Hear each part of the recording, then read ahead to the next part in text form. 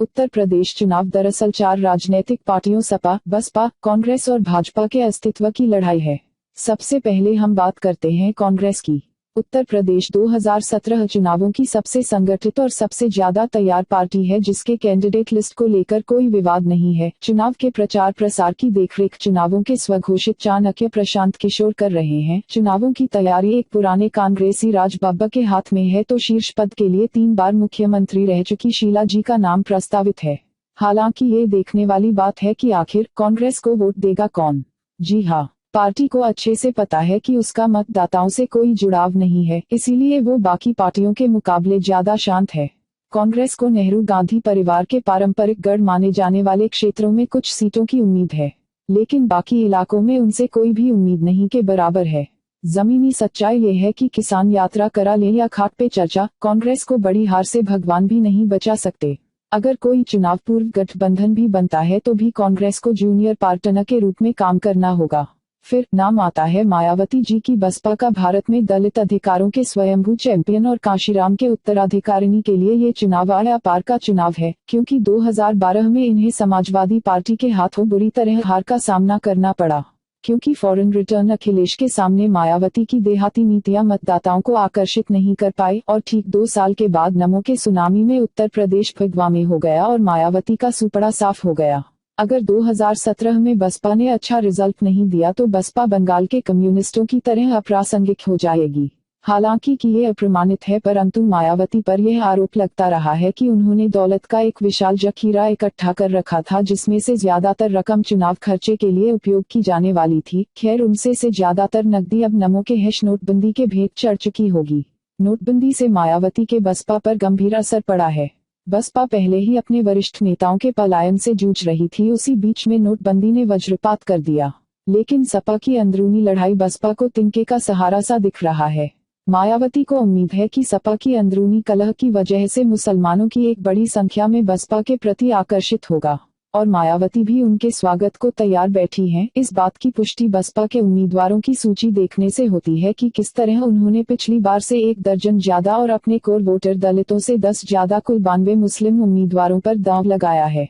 अब बात करते हैं मुलायम अखिलेश के नेतृत्व वाले समाजवादी पार्टी की, जिसका नाम, चिन्ह, नेतृत्व और समाजवादी विरासत सब चुनाव आयोग के दया पर निर्भर है।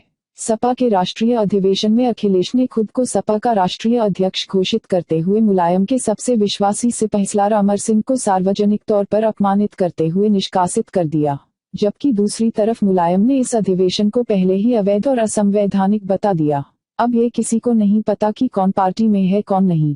कार्यकर्ता उलझन में है और चुनावी तैयारी ठप है। लेकिन सपा के मुश्किलों का यही अंत नहीं होता है। उनकी सबसे बड़ी समस्या सरकार के खिलाफ विशाल सत्ता विरोधी लहर है।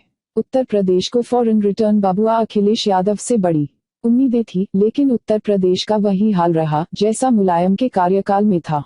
कानून व्यवस्था तो सबसे बड़ी समस्या रही ही, रोजगार भी युवाओं के लिए एक बड़ी समस्या बनी हुई है। लचर स्वास्थ्य और स्वच्छता सुविधाएं, नागरिक सुविधाओं और बुरे बुनियादी सुविधाओं की कमी भी महत्वपूर्ण मुद्दे हैं।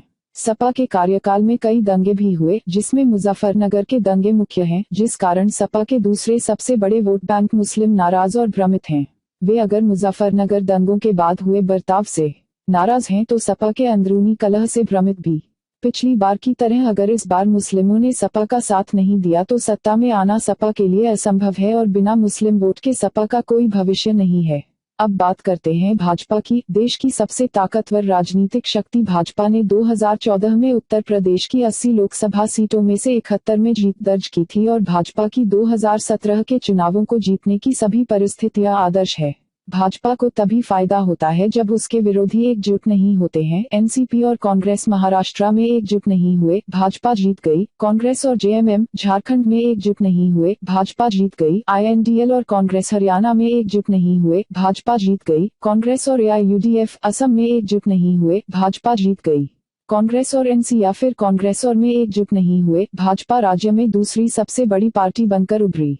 लालू और नीतीश बिहार में एकजुट हो गए, भाजपा हार गई। इस बार कांग्रेस, सपा और आरएलडी ने एकजुटता दिखाने की कोशिश की पर बात नहीं बन सकी। तो ताजा हाल ये है कि अब BJP VS Sapa VS Basapa VS RLD VS Congress के बीच मुकाबला होना है और आप अच्छी तरह से जानते हैं कि किसे फायदा होगा। नोटबंदी दूसरा सबसे महत्वपूर्ण कारण है कि भाजपा उत्तर प्रदेश 2017 के चुनावों को जीतने के लिए पूरी तरह तैयार दिखता है। नकदी उपरा के राजनीति में एक महत्वपूर्ण भूमिका निभाती है। बाहुबलियों से लेकर प्रचारकों तक, दर्शकों से लेकर आयोजकों तक, ग्रामीण मतदाताओं से लेकर पुलिस तक, स्थानीय मीडिया से लेकर मतदान अधिकारियों तक, नकदी सिस्टम के कीचड़ को साफ करती है। पर नोटबंदी ने क्षेत्रीय दलों के लिए एक अभूतपूर्व परेशानी पैदा कर दी है। अब हालात ये हैं कि वोट पाने के लिए इन पार्टियों को अपने मतदाताओं की वफादारी पर निर्भर रहना पड़ सकता है, लेकिन ये एक हास्यास्पद स्थिति है।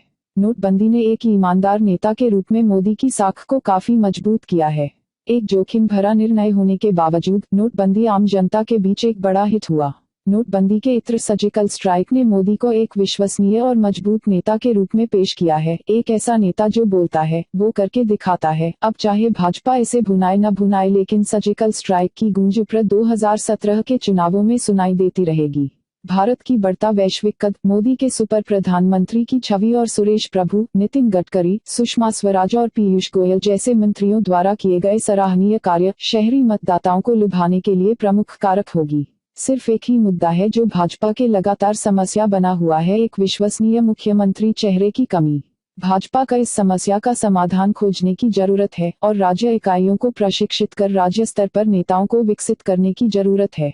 हालांकि इस समस्या के मुकाबले अन्य दलों के ऊपर उल्लिखित कमियां और प्रधानमंत्री के सकारात्मक छवि से भाजपा का पलड़ा भारी दिखता है। भाजपा उत्तर प्रदेश 2017 के चुनाव जीतने के लिए तैयार दिखती है। तारीखों की घोषणा चुकी है, मंच तैयार है। राजनीतिक रूप से भारत के सबसे महत्वपूर्ण राज्य उत्तर प्रदेश में विधानसभा चुनाव 11 फरवरी से 8 मार्च के बीच 7 चरणों में होंगे। फिलहाल आज के लिए बस इतना ही। पॉलिटिक्स की तमाम जानकारी जानने के लिए देखते रहिए एके न्यूज। और अगर आपको यह वीडियो पसंद आया है तो लाइक का बटन जरूर दबाएं और इस वीडियो को ज्यादा से ज्यादा शेयर करें और इस चैनल को सब्सक्राइब करना ना भूलें। शुक्रिया।